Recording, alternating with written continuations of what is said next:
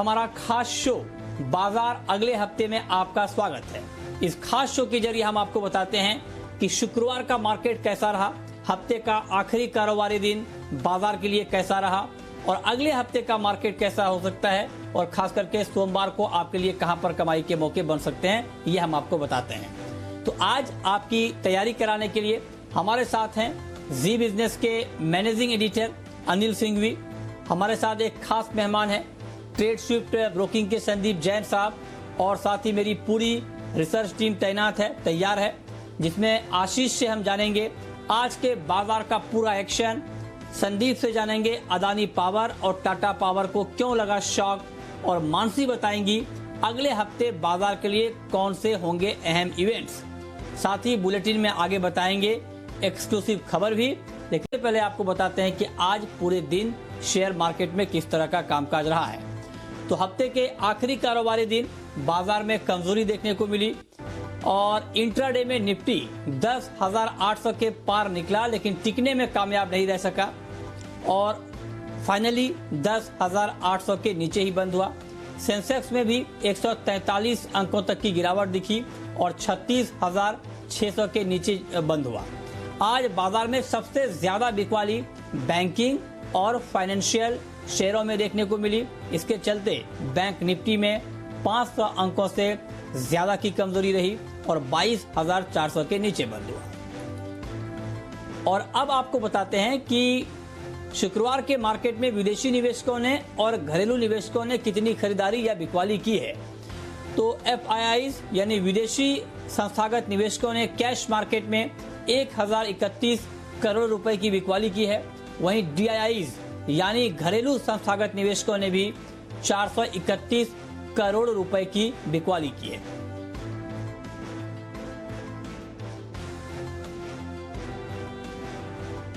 और अब रुक करते हैं आज के बाजार पर एडिटर्स टेक का। ये बताने के लिए हमारे मैनेजिंग एडिटर अनिल सिंघवी हमारे साथ जुड़े हैं। अनिल जी, बहुत बहुत स्वागत है आपका। आज बाजार फिसल गए, हालांकि निफ्टी 40 अंकों की मामूली गिरावट पर ही बंद हुआ, लेकिन फिर भी क्या ये गिरावट से क्या संकेत मिल रहे हैं और आज के कारोबार पर आपकी राय है क्या? हफ्ते के आखिरी दिन बाजार में बेहद इंटरेस्टिंग कारोबार देखने को मिला है। इंटरेस्टिंग मैं इसलिए कह रहा हूं कि निफ्टी और बैंक निफ्टी ने थोड़ी सी अपनी चाल अलग बनाने की कोशिश की। ऐसा नहीं कि दोनों एक हरे और एक लाल निशान में बंद हुए दोनों नीचे, लेकिन निफ्टी ज्यादा गिरा नहीं और हल्की सी गिरावट के साथ लगभग 45 अंक नीचे निफ्टी बंद होने में कामयाब रहा। लेकिन बैंक निफ्टी में गिरावट कहीं ज्यादा लगभग 500 अंकों की रही। तो बैंक निफ्टी में ज्यादा गिरावट की वजह यह थी कि एक तो बैंक्स भागे भी बहुत थे और वहां पर प्रॉफिट बुकिंग भी तेज आती हुई दिखी। निफ्टी में कम गिरावट की वजह यह रही कि कुछ दिग्गज शेयर जैसे कि रिलायंस और जैसे कि HUL हिंदुस्तान यूनिलीवर, ये वेटेज वाले स्टॉक है, ये बड़े तेजी से ऊपर आ गए। तो ये तो बैंक निफ्टी का हिस्सा है नहीं, तो इस वजह से निफ्टी में वो गिरावट दिखी नहीं और 10,800 के करीब बंद होना निफ्टी में अपने आप में एक अच्छा अचीवमेंट है, कहीं कोई कमजोरी के संकेत है नहीं। दुनिया भर के बाजारों से आज संकेत थोड़े कमजोरी के थे। अमेरिका कमजोर बंद हुआ कल 350 पॉइंट और उसके अलावा डाउ फ्यूचर्स 50-60 पॉइंट नीचे ट्रेड कर रहे थे। बाकी एशियाई बाजारों में ग्लोबल मार्केट्स में सुस्ती जैसा ही माहौल था। तो वीकेंड पर लोगों ने सोचा कि चलिए ठीक है, कल तो शॉर्ट कवरिंग की वजह से हम बच गए, काफी कुछ शॉर्ट कवरिंग हो गई, अब शॉर्ट कवरिंग भी ज्यादा बची नहीं है। अच्छा, प्लस ये कि वायदा कारोबार के जो डेटा थे तो वो थोड़ा पुट कॉल रेशियो ओवरबॉट दिखा रहा था 1.67 पर, यानी कि थोड़ी तेजी की पोजीशन ज्यादा होगी तो थोड़ी हल्की होना जरूरी थी। तो वो हल्की हो भी गई निफ्टी में भी और स्पेशली बैंक निफ्टी में भी। तो ओवरऑल आप ये कह सकते हैं कि आज का सेशन थोड़ी ग्लोबल मार्केट्स की कमजोरी, थोड़ी एफआईआईज की बिकवाली, थोड़ा तेजी की पोजीशन कम होने का प्रेशर और साथ में वीकेंड सेशन, ये चारों फैक्टर मिलकर आज बाजार में हल्की कमजोरी के साथ बंद हुए हैं। तो अभी कहीं कोई चिंता के संकेत नहीं है, इसे एक नॉर्मल करेक्शन के तौर पर हम देख रहे हैं और स्पेशली निफ्टी में तो कहीं दूर दूर तक चिंता के संकेत नहीं है। बैंक निफ्टी में जरूर जिन लेवल्स पर बंद हुआ है वो थोड़े से इंटरेस्टिंग है। अब देखते हैं सोमवार को क्या कुछ होता है। और अब आपको बताते हैं कि शुक्रवार के मार्केट में कौन कौन से ऐसे सेक्टर रहे जहां पर ज्यादा एक्शन दिखा है और उसके पीछे वजह क्या रही है, ये बताने के लिए हमारे सहयोगी आशीष हमारे साथ जुड़ रहे हैं। आशीष, बताइए। देखिए, हफ्ते के आखिरी कारोबारी दिन बाजार में गिरावट के साथ शुरुआत हुई और बाकायदा पूरे दिन देखा हमने कि सेलिंग प्रेशर बाजार में हावी देखने को मिला। हालांकि निफ्टी के मुकाबले अगर आप देखें तो आज बैंक निफ्टी में ज्यादा गिरावट देखने को मिली। निफ्टी को रिलायंस और HUL जैसे जो दिग्गज स्टॉक्स हैं वहां से एक सहारा मिलते हुए दिखा। लेकिन वायदा बाजार में अगर आप देखें तो एक्शन भरपूर था बाजार में। सबसे पहले कुछ वो स्टॉक्स पर नजर डाल लेते हैं जहां पर आज के सत्र में ओपन इंटरेस्ट बढ़ा है, स्टॉक्स में भी तेजी देखने को मिली। यानी यहाँ पर जो तेजी के सौदे हैं वो बनते हुए नजर आए। इनमें सबसे पहला नाम आता है इक्विटास का, शानदार तेजी देखने को मिली यहाँ पर, और ओपन इंटरेस्ट में आप देखें 29% का इजाफा देखने को मिला। गोदरेज प्रॉपर्टीज काफी दिनों बाद यहाँ पर आज एक्शन देखने को मिला है, 16% ओपन इंटरेस्ट बढ़ा। और जेएसपीएल मेटल स्टॉक है, यहाँ पर भी ओपन इंटरेस्ट अगर आप देखें तो 10% बढ़ा, और सेक्टर के विपरीत यहाँ पर तेजी देखने को मिली। लेकिन कुछ स्टॉक्स ऐसे भी थे जहां पर आज के सत्र में मंदी के सौदे बनते हुए नजर आए। पीएनबी ओपन इंटरेस्ट 35% बढ़ा, एमजीएल 27%, श्रीराम ट्रांसपोर्ट फाइनेंस यहाँ पर भी हमने देखा कल भी गिरावट देखने को मिली थी, आज भी यहाँ पर गिरावट देखने को मिली। 19% यहाँ पर भी जो है ओपन इंटरेस्ट बढ़ते हुए नजर आए। भारतीय इंफ्राटेल ओपन इंटरेस्ट 16% बढ़ा और स्टॉक में गिरावट देखने को मिली। लेकिन कुछ स्टॉक ऐसे भी थे जहां पर जो तेजी के सौदे हैं वो करते हुए नजर आए, यानी लॉन्ग अनवाइंडिंग देखने को मिली। कैनरा बैंक यहाँ पर ओपन इंटरेस्ट 8% बढ़ा, टाटा पार यहाँ पर 5% घटा और स्टॉक में भी गिरावट देखने को मिली। लेकिन एक्शन पैक दिन था, सेक्टर स्पेसिफिक एक्शन के हिसाब से भी अगर आप देखें, और बाजार में आप देखिए जब भी गिरावट होती है तो फार्मा स्टॉक्स में एक्शन बढ़ता हुआ नजर आता है। इनवर्स कोरिलेशन देखने को मिलता है यहाँ पर, सन फार्मा, बायोकॉन, डिविस लैब्स और विंडो फार्मा यहाँ पर तेजी देखने को मिली। एफएमसीजी स्टॉक्स में भी आप देखिए एचयूएल ने निफ्टी को सहारा दिया, ब्रिटानिया, कोलपैल और डाबर यहाँ पर भी खरीदारी का रुझान देखने को मिला। लेकिन लैगर्ड जो सेक्टर देखें जिससे पूरे बाजार में प्रेशर बना हुआ, बैंकिंग सेक्टर, आप देखिए जो वोडाफोन आइडिया की हमारी खबर थी उसका एक इम्पैक्ट देखने को मिला। State bank of India, Punjab national bank, IndusInd bank, IDFC first bank, इस चारों बैंक ऐसे हैं जिनका वोडाफोन आइडिया में काफी ज्यादा एक्सपोजर है, इसलिए बैंकिंग सेक्टर्स में आप देखिए यहाँ पर काफी ज्यादा गिरावट देखने को मिली।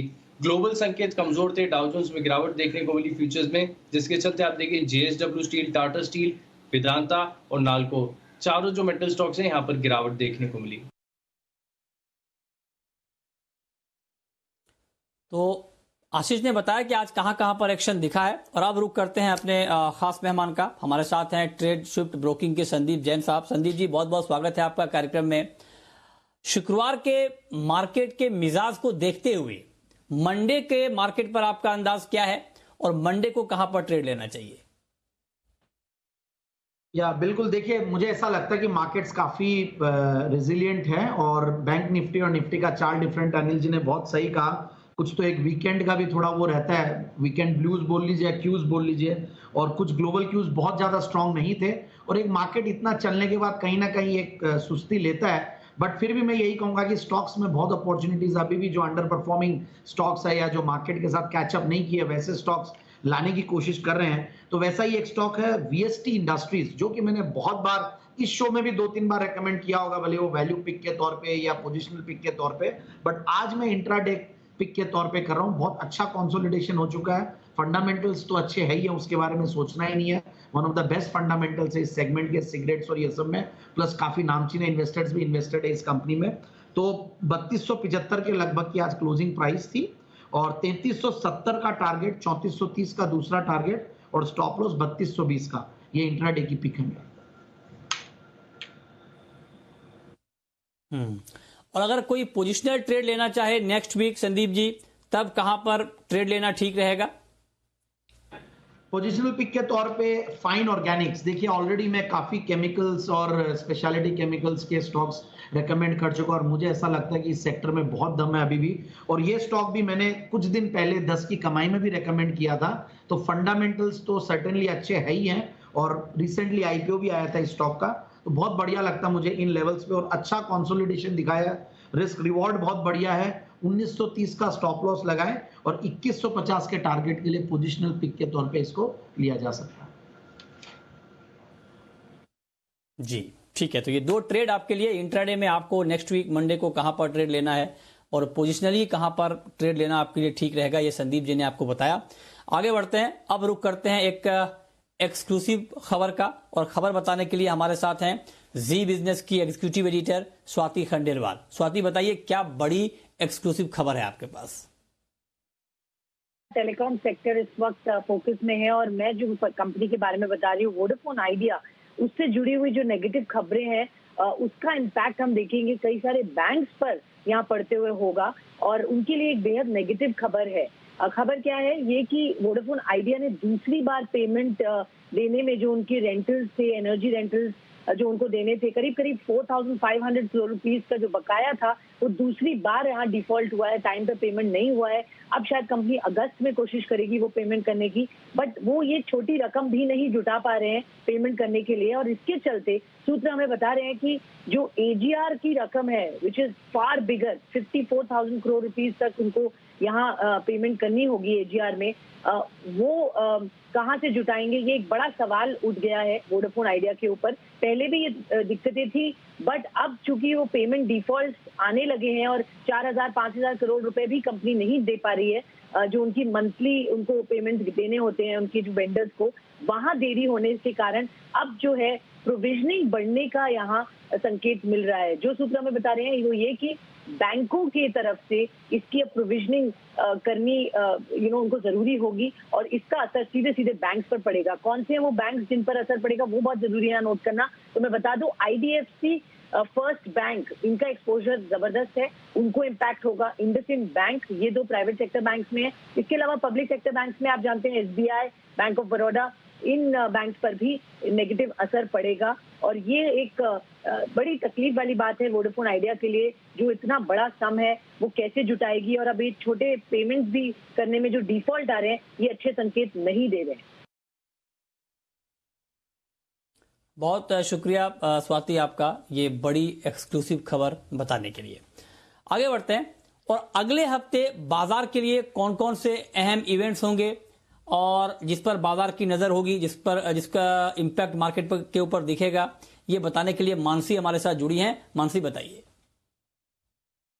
जी बिल्कुल, आने वाले हफ्ते में कई सारे इंपॉर्टेंट ट्रिगर्स हैं। शुरुआत नतीजों से कर लेते हैं। निफ्टी स्पेस में विप्रो, इन्फोसिस, एचसीएल टेक, ब्रिटानिया के Q1 FY21 के नंबर्स आते दिखेंगे। वहीं वायदा बाजार में सेंचुरी टेक्सटाइल, माइंडट्री, बंधन bank, federal bank, L&T finance के Q1 FY21 के नतीजे आते दिखेंगे।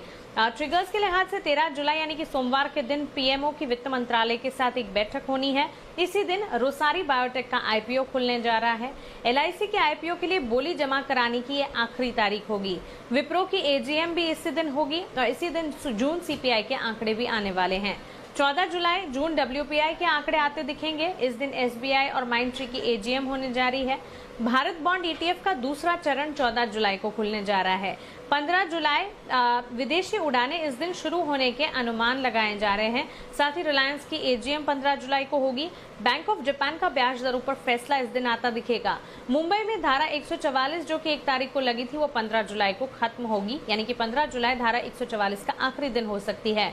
रोसारी बायोटेक का आईपीओ इस दिन बंद होगा। यस बैंक का 15,000 करोड़ रुपए का एफपीओ 15 जुलाई को खुलने जा रहा है। 16 जुलाई ईसीबी का ब्याज दरों पर फैसला आएगा। इस दिन टाटा पावर की एजीएम होगी, और प्राइवेट प्लेयर ट्रेन प्रोजेक्ट के लिए सवाल भेजने की ये आखिरी तारीख भी होगी। 17 जुलाई यस बैंक का 15,000 करोड़ रुपए का एफपीओ इस दिन बंद होगा, और भारत बॉन्ड ईटीएफ का दूसरा चरण भी इसी दिन बंद होगा।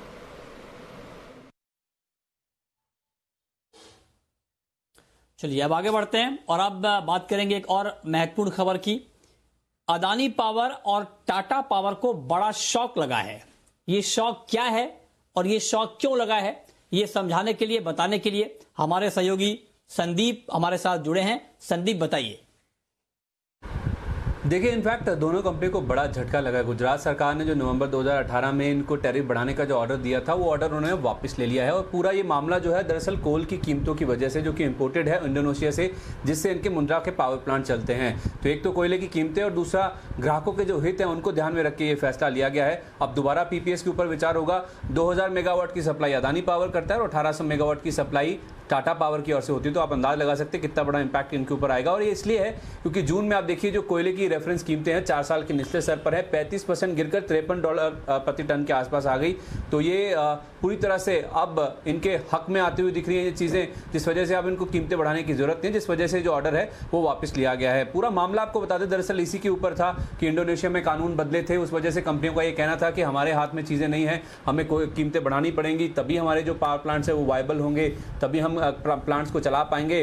अब जिस तरह से कीमतें घटी हैं, गुजरात सरकार ने ये फैसला रिवर्स करने का फैसला लिया है, जिसके चलते आप देखिए इन दोनों कंपनी के ऊपर काफी बड़ा इंपैक्ट आ सकता है, क्योंकि आप देखिए बड़े प्लांट्स हैं ये। अगर आप अदानी पावर की बात करें तो 4620 मेगावाट का प्लांट है और 4000 मेगावाट का प्लांट टाटा पावर का भी है। तो उस लिहाज से देखा जाए कि जो ऑर्डर रिवर्स हुआ है इसका इंपैक्ट दूसरे स्टेट्स पे भी आएगा, क्योंकि 5 स्टेट से प्लांट को बिजली जानी है, जिसमें महाराष्ट्र ने पिछले महीने ही इनको टैरिफ बढ़ाने की मंजूरी दी थी। तो अब जब गुजरात सरकार वापस ले रही है फैसला, तो जाहिर सी बात है इसका जो असर है वो कहीं ना कहीं महाराष्ट्र सरकार के ऊपर भी देखने को मिल सकता है। तो खराब खबर है जिसके ऊपर स्टॉक्स नेगेटिवली रिएक्ट कर रहे थे। ओके, संदीप जी, अभी जो हमारे सहयोगी संदीप ने बताया कि अदानी पावर और टाटा पावर को क्या शॉक लगा है, मैं अब आपसे समझना चाहता हूं कि क्या जो शॉक अभी लगा है, इस शॉक से ये दोनों कंपनियां जल्द उभर जाएंगी, बाहर आ जाएंगी, या लंबे समय तक इसका इंपैक्ट अभी बना रहेगा? क्या व्यू है आपका इन दोनों कंपनियों के ऊपर? देखिए, कोई भी डेट ओरिएंटेड कंपनी होती है जब भी, और जो ब्याज का मीटर चालू रहता है, और ये सारी कंपनियों में डेट्स बहुत ज्यादा होता है। पावर सेक्टर एक यूटिलिटी सेक्टर है, कहीं ना कहीं पब्लिक इंटरेस्ट भी रहता है। तो आपने कभी भी सुना होगा, देखा होगा, मैं हमेशा अगर पावर सेक्टर की बात की जाती है तो मैं बहुत रिलक्टेंटली जवाब बाइंग की देता हूं या रेकमेंड करता हूं ये स्टॉक्स, क्योंकि एक तो बैलेंस शीट की क्वालिटी जहां पे डेट्स बहुत ज्यादा है, दूसरा सरकार का इंटरफेरेंस सर्टेनली रहेगा क्योंकि पब्लिक ओरिएंटेड चीज है, यूटिलिटी सर्विस है। तो ये देखिए नेगेटिव न्यूज है, टैरिफ्स को अलाउ नहीं करना हाइक करने के लिए, सो वो नेगेटिव रहता है, जहां पे प्राइसिंग फ्री नहीं रहती है। सो ओवरऑल ये स्टॉक्स में बहुत ज्यादा आप एक्सपेक्ट कर ले रिटर्न्स का, ऐसा लगता नहीं है। और ऐसे टाइप के स्टॉक्स में आप ट्रेडिंग बेट्स ले सकते हैं, इन्वेस्टिंग के लिए बिल्कुल भी रेकमेंडेड नहीं है। और रिसेंटली टाटा पावर काफी सुर्खियों में भी था, काफी पॉजिटिविटी टेक्निकली दिखी थी, बट फिर भी आज करेक्शन आया। और मुझे लगता है कि बस ये कहीं ना कहीं ये स्टॉक्स में जिन्होंने ले रखा उनको एग्जिट ऑन बाउंस की स्ट्रेटेजी ही अपनानी चाहिए, भले ही कितनी भी पॉजिटिव न्यूज आगे भी आ जाए फ्यूचर में, but overall for investing they are not great ideas.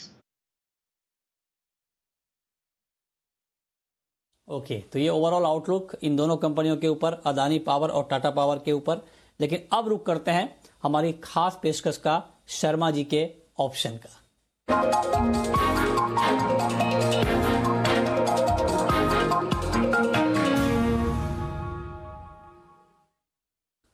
और हमारे साथ ऑप्शन का ये ट्रेड बताने के लिए HDFC सिक्योरिटीज के वीके शर्मा साहब जुड़ चुके हैं। सर, बहुत बहुत स्वागत है आपका। शर्मा जी, बताइए सर, सोमवार को ऑप्शन के जरिए बाजार में कहां पर पैसा बन सकता है? मृत्युंजय, आपके और आपके सभी दर्शकों को मेरी तरफ से नमस्कार। 2 ऑप्शन लेकर आए हूं, लेकिन ये बताना बहुत आवश्यक है आपके दर्शकों को इस वक्त कि मार्केट्स अभी थोड़ा सा मतलब कॉन्फिडेंट नहीं है अपने आप में, ठीक है।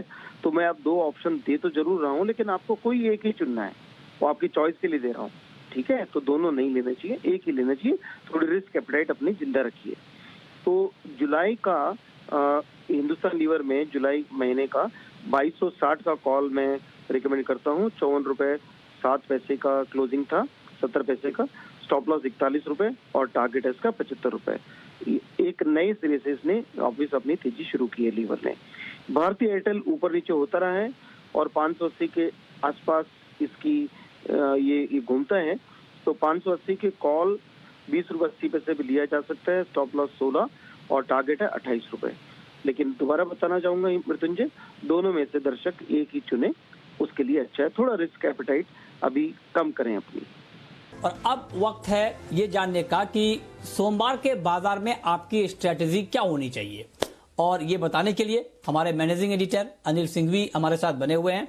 अनिल जी, सोमवार को बाजार कैसे खुलेंगे और ट्रेडर्स और इन्वेस्टर को ऐसे मार्केट में क्या स्ट्रेटेजी बनानी चाहिए? जब सोमवार को हम लौटेंगे बाजार में ट्रेड करने के लिए तो हमारे पास संकेत होंगे दुनिया भर के बाजारों से। देखते हैं कि किस तरह से वीकेंड पर ग्लोबल मार्केट्स रहते हैं, खासतौर से अमेरिका के बाजार, और साथ ही कोरोना को लेकर किस तरह के अपडेट आते हैं। क्योंकि अब है ना, धीमे धीमे सारी सरकार थोड़ी चिंताओं में आ रही है कि कोरोना काबू में नहीं आ रहा है, चाहे वो अमेरिका में हो चाहे हमारे यहाँ हो। तो अगर कोरोना के मामले कंट्रोल में रहते हैं तो ठीक है, नहीं तो थोड़ी चिंता का कारण बन सकता है। अब तक तो बाजार बहुत ज्यादा फोकस कर नहीं रहे, लेकिन कब तक नजरअंदाज करेंगे ये डर भी लोगों के मन में है। और तेजी अच्छी खासी हो चुकी है। अब ऐसा तो है नहीं कि आप 7,500, 8,000, 9,000 के लेवल पर निफ्टी पर हैं, आप 11,000 के नजदीक है। तो रिस्क रिवॉर्ड रेशियो अब बुरी खबरों के लिहाज से आपके लिए बहुत फेवरेबल नहीं है। तो थोड़ा अब आपको ग्लोबल सिनेरियो पर, कोरोना पर भी ध्यान रखना पड़ेगा। आंखें नहीं बंद कर सकते। बहुत चिंता की बात नहीं है, लेकिन खुलेंगे हम इस लिहाज से कि अमेरिका में क्या कुछ होता है, डाउ फ्यूचर्स कैसे ट्रेड करते हैं। निफ्टी का जहां तक सवाल है, सेटअप परफेक्ट है। जब तक 10,675 इसके नीचे नहीं ट्रेड करता है, इसके नीचे नहीं बंद होता है, तब तक आप ये मानकर चलिए कि बाजार एकदम मजबूत है। कमजोरी का पहला संकेत 10,675 के नीचे ट्रेड करने से आएगा, वो भी कमजोरी का नहीं, सावधानी का। 10,550 के नीचे जिस दिन निफ्टी बंद होगा उस दिन आप थोड़ा सा न्यूट्रल होने की कोशिश करिए, तो कुशन है अभी भी। बैंक निफ्टी भी अपने क्रूशियल इंपॉर्टेंट सपोर्ट लेवल के आसपास पहुंच गया, तो ये 22,300 की रेंज में बैंक निफ्टी में भी बड़ा मजबूत सपोर्ट है। ये आसानी से टूटने वाला नहीं, ये टूटेगा तो आपको टेंशन में आना है कि क्या वाकई में बैंक निफ्टी भी खराब हो रहा है। अदरवाइज ठीक है, करेक्शन है। ऊपर में देखिए 10,850 10,900 यहां पर आती थोड़ी प्रॉफिट बुकिंग आती है। अब नए हफ्ते की शुरुआत करेंगे और अगर संकेत ठीक ठाक मिल गए तो 11,000 की तरफ जाने की एक कोशिश हो सकती है बाजार की, वहां पर फिर प्रॉफिट बुकिंग आएगी। बैंक निफ्टी वापस से 23,000 के आसपास जाने की कोशिश कर सकता है, 22,900 23,100 की रेंज में वहां पर प्रॉफिट बुकिंग आ सकती है। तो इंटरेस्टिंग ट्रेड है। मिड कैप शेयरों में भी आज थोड़ा करेक्शन हुआ है, तो एक आध दिन के करेक्शन के बाद मिड कैप शेयर भी अगर वापस से रफ्तार पकड़ सकते हैं, अगर आपके मार्केट्स बहुत ग्लोबली और हमारे यहाँ खराब नहीं होते हैं। देखिए मिड कैप को भागने के लिए बहुत ज़्यादा तेजी नहीं चाहिए, इंडेक्स मेंटेन भी रहे, 150 पॉइंट की रेंज में इधर उधर भी रहे, तब भी मिड कैप शेयरों की तेजी बरकरार रहेगी। तो अगला हफ्ता भी बेहद इंटरेस्टिंग होने वाला है। रिजल्ट सीजन जो पहली तिमाही के अब नतीजे आ रहे हैं, ये और जोर पकड़ते हुए नजर आएंगे। टीसीएस के तो आपने देख लिए, तो रिजल्ट्स पर भी अब एक्शन पूरा बढ़ेगा। तो अगले हफ्ते भरपूर एक्शन है, तैयार हो जाइए। बहुत शुक्रिया सर आपका सोमवार के लिए ये स्ट्रेटेजी बताने के लिए। लेकिन संदीप जी, अब मैं आपके पास आना चाहता हूं। आपने इंट्राडे ट्रेडर के लिए और पोजिशनल ट्रेडर के लिए तो राय दे दी है अपनी, लेकिन इन्वेस्टर के लिए इस मार्केट में क्या है? जो लोग लंबे समय के लिए निवेश करना चाहते हैं इसे बाजार में, उनको कहां पर फोकस करना चाहिए, कहां पर निवेश करना चाहिए? बिल्कुल, मैंने कोशिश की है कि इस शो के जरिए अच्छे स्टॉक्स लाने की और अच्छे आइडियाज, और कई बार अनसंग और अतरंगी नाम भी आते हैं, और वैसा ही आज भी एक वैसा ही अतरंगी नाम है लिस्ट में, और वो है Elantas Beck. Elantas Beck, ELANTASBECK, Elantas Beck. और इसका पुराना नाम था डॉक्टर बैक एंड कंपनी। 1956 से ये कंपनी कार्यरत है, एक जर्मन एमएनसी है। बहुत छोटी इक्विटी है कंपनी की, सिर्फ 7-7.25 करोड़ की। प्रोमोटर स्टेक 75% की है। जीरो डेट कंपनी है, एमएनसी है, जीरो डेट कंपनी है। ये सारी चीजें बहुत ही ब्यूटीफुल बना देती है कंपनी को। और पिछले 3 साल में कोई बहुत बड़ा परफॉर्मेंस दिया नहीं है in terms of stock prices, क्योंकि मार्केट्स नीचे आए हैं।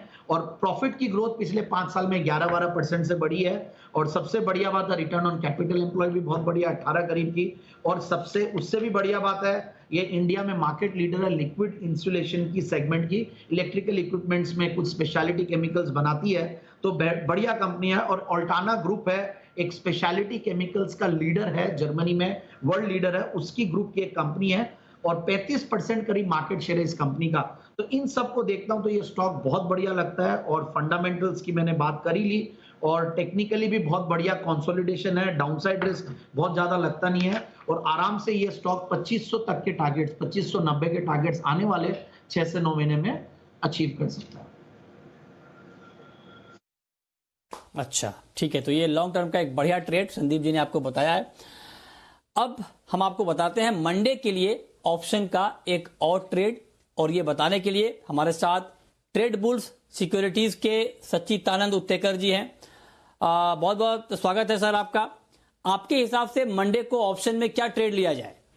गुड इवनिंग मृत्युंजय, मुझे लग रहा है यहाँ पर निफ्टी बैंक निफ्टी में दोनों में कहीं जाकर थोड़े से थकावट के संकेत आ रहे हैं। जिस तरीके से ये पूरा हफ्ता निफ्टी ने एक कंस्ट्रेंट रेंज में बिताया है, तो निफ्टी पे भी एक स्पिनिंग टॉप फॉर्मेशन है वीकली चार्ट पे, जो एक इनडिसाइसिवनेस के संकेत ही दे रहा है। बट बैंक निफ्टी में मुझे लग रहा है जो एक आउट परफॉर्मेंस थी, मुझे लग रहा है वहां पर थोड़ी सी अभी मंदी होनी चाहिए। तो जिस तरीके से ये ओवरऑल रेंज सेटअप हुई थी, 23,000 on the higher side and 22,000 on the lower side, and mid point था अराउंड 22,500 के आसपास, वो पर्टिकुलर मिड पॉइंट के नीचे की क्लोजिंग आई है। तो मुझे लग रहा है एक बार वापस अगले हफ्ते में मार्केट थोड़ा सा स्विंग हो सकता है एंड नीचे के बेस को वापस एक बार रिविजिट कर सकता है। तो थोड़ा सा दबाव के घेरे में रहने की एक्सपेक्टेशन है। तो उसी लिहाज से बैंक निफ्टी में यहाँ पर मैं एक बेयरपुट स्प्रेड डिप्लॉय करने की सलाह दे रहा हूँ। एक out of the money bed put spread आपको डिप्लॉय करना है, जहां पर 22,400 का पुट ऑप्शन आपको खरीदना है और उसके अगेंस्ट 22,000 का एक पुट ऑप्शन आपको बेचना है। ये कंबाइंड स्प्रेड आपको अराउंड 150-155 इस पर्टिकुलर रेंज में मिल जाएगा। 115 का लगाना है आपको स्टॉप लॉस एंड ये पोजीशन आपको थोड़ी सी एक्सपायरी तक होल्ड करनी चाहिए। 325 तक के लक्ष्य हम इसमें देख रहे हैं, तो अगले कुछ दिनों के लिए या पूरे नेक्स्ट हफ्ते के लिए थोड़ी सी मंदी नजर आ रही है। और कोई खास स्टॉक सर? मृत्युंजय, स्टॉक्स में मुझे लग रहा है अल्ट्राटेक सीमेंट जिसका जिक्र मैंने आज सुबह भी किया था, वहां पर मुझे लग रहा है कि थोड़ी सी वीकनेस रह सकती है। जिस तरीके से 4,000 के आसपास एक double top kind of formation हुआ है, डेली चार्ट पर अगर हम देखें तो एक अच्छा खासा ब्रेकडाउन हुआ है from a rising veg formation and आज के सत्र में या लास्ट 3 सत्रों में यहाँ पर एक फॉलो थ्रू एक्शन नजर आ रही है। तो 3700 के नीचे मुझे लग रहा है इसमें वीकनेस काफी इंटेंसिफाई हो सकती है, तो यहाँ पर 3700 का ही पुट ऑप्शन आपको खरीद के रखना है, जो लगभग 88-84 के रेंज में आपको लेना है। 70 का लगाना चाहिए आपको स्टॉप लॉस और मूव मुझे लग रहा है 140-145 तक भी एक्सटेंड हो सकता है। ये एक पोजिशनल व्यू होगा अल्ट्राटेक सीमेंट का। ठीक है, बहुत शुक्रिया सच्चिदानंद जी आपका और संदीप जी आपका, साथ ही मेरी पूरी रिसर्च टीम का बताने के लिए कि फ्राइडे का मार्केट कैसा रहा और किस तरह का एक्शन दिखा और अगले हफ्ते खास करके मंडे का मार्केट कैसा रह सकता है, कहां पर कमाई के मौके बन सकते हैं। तो फिलहाल इस बुलेटिन में इतना ही।